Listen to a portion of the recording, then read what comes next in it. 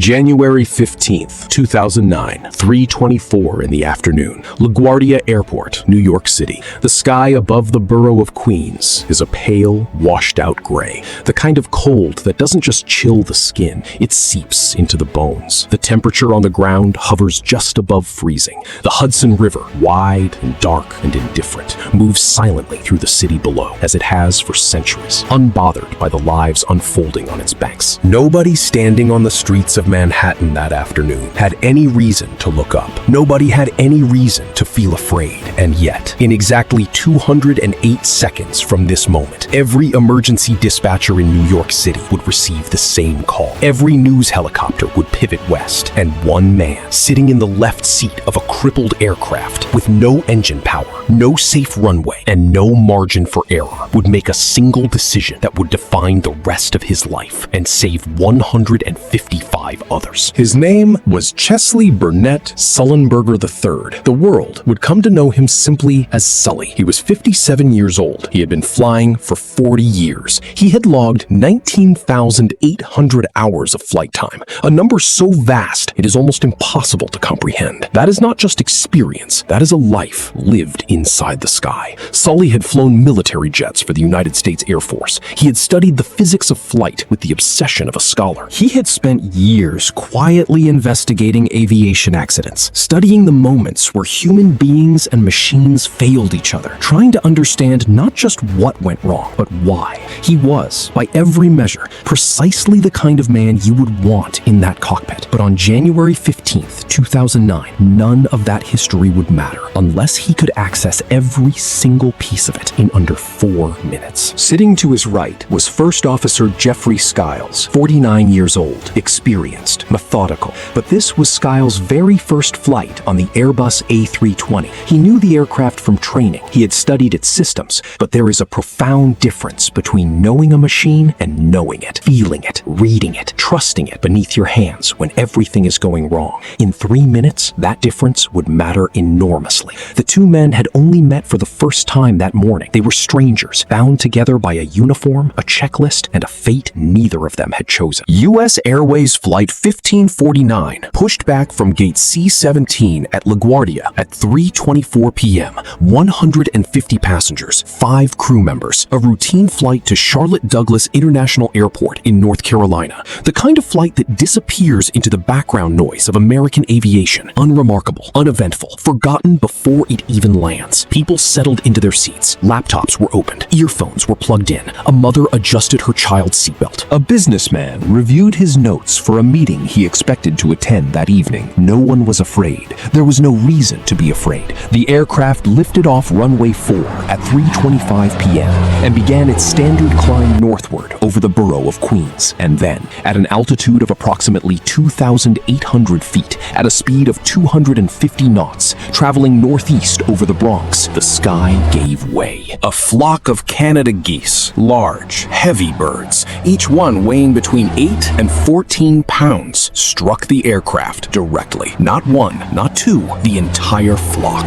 Both engines ingested birds simultaneously. What followed was not a sound any passenger on that aircraft had ever heard before in their lives. It was described later as a loud series of thuds, followed by an eerie, horrifying silence. The engines, those two massive CFM56 turbofan engines, each capable of producing 27,000 pounds of thrust, went quiet, both of them at once. Flight 1549 had just become a glider. At 3:27 p.m. and 33 seconds, Sully's voice reached Patrick Harton, an air traffic controller working the radar screens at New York TRACON, the facility that manages aircraft in the congested airspace surrounding New York City. Harton was 34 years old. He was good at his job. He was composed, precise, trained for pressure. But what he heard in that moment was something his training had prepared him for in theory and nowhere near enough in reality. The captain of a fully loaded commercial aircraft was telling him in a voice of almost supernatural calm that he had lost thrust in both engines. Harton immediately began offering options. Return to LaGuardia, divert to Teterboro Airport in New Jersey. He was running through the playbook, doing everything right, offering every possible runway within range. But Sully was doing his own calculations, and his calculations were arriving at a conclusion that no air traffic controller, no airline executive, no aviation manual had ever seriously mysteriously planned for. There was not enough altitude. There was not enough speed. There was not enough time. Every runway Hardin offered was too far. Every option on the table required the aircraft to travel a distance it could no longer travel. Sully understood this not because a computer told him the computers were failing, but because of 40 years of accumulated knowledge firing simultaneously inside his mind. He understood the glide ratio of the A320. He understood his current altitude and airspeed. He understood the geometry of New York City laid out beneath him,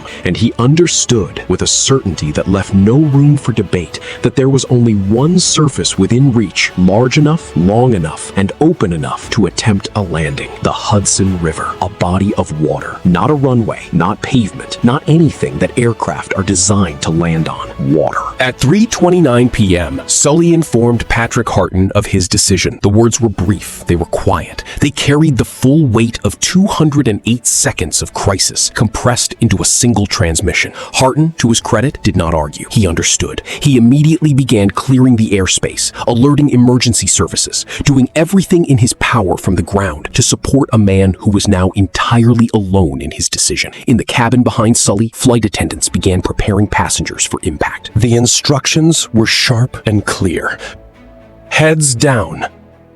People who had been reading magazines 60 seconds ago were now gripping armrests with white knuckles, pressing their foreheads toward their knees, closing their eyes, and doing the only thing left available to them, trusting a man they had never met with the only life they had. Sully flew the aircraft manually. No thrust, no go-around, no second attempt. One shot. He had to manage the aircraft's speed precisely. Too fast, and the impact would tear the fuselage apart. Too slow, and the nose would drop, and the aircraft would cartwheel across the surface of the river and disintegrate. He had to keep the wings level. He had to choose his exact point of contact on the water. He had to do all of this while running engine restart checklists with Skiles, while communicating with Hardin, while managing an aircraft that was descending at a rate that left no room for hesitation. And through all of it, through every second of those 208 seconds, his voice never broke. His hands never shook. The man who had spent a lifetime studying what it means to fail inside the sky was now using every piece of that knowledge to ensure that today was not that day. At 3:31 p.m., U.S. Airways Flight 1549 touched down on the Hudson River. The impact was violent, a hard, shuddering strike against the water's surface that sent a massive plume of spray cascading across the river. But the aircraft held together. The fuselage remained intact. The wings stayed level on contact. The aircraft skidded across the water and came to a stop, floating in the middle of the Hudson River between Manhattan and New Jersey. 155 people were alive. Sully walked the aisle of the sinking aircraft twice to confirm no passenger had been left behind before he himself stepped off.